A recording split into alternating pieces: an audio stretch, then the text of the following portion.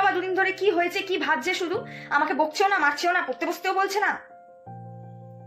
হ্যাঁ, কি হয়েছে রে? আমি পড়তে যাচ্ছি। এই, একা যাবি না, আমি দিয়ে আসবো আর বাবা নিয়ে আসবে, বুঝতে পেরেছিস? কি? আমি পাশের বাড়ি পড়তে যাব, তুমি দিয়ে আসবে, বাবা নিতে যাবে? মানে? এই, একদম মুখে মুখে তর্ক করবি না, যা বলবো তাই শুনবি। আর বোনকে বলে দে আমি ক্যারাটের ফর্ম তুলে এনেছি, তোকে আর বোনকে দুজনকেই কালকে থেকে ক্যারাটে ক্লাসে নিয়ে যাবো, ঠিক আছে?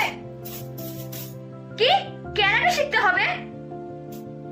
আমি জানি তুই নাচ শিখতে পছন্দ করিস, নাচও শিখবি, কিন্তু ক্যারাটেটাও শিখতে হবে।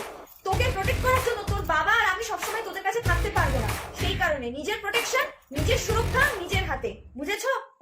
ঠিক আছে মা। একদম। আমি দরজাটায় দাঁড়াচ্ছি, তুই ঢুকে যা, আর হয়ে গেলে কিন্তু বাবাকে ডাকবি। ঠিক আছে মা, তুমি দরজাটায় দাঁড়াও, আমি চলে যাচ্ছি। কি করে বোঝাই বলতো যে বাইরে মানুষ রূপী দানব ঘুরছে, ওদেরকে শেষ করে দেবে। এ ভগবান, আর কোনো মায়ের কোল খালি করে নিয়ে যেও না।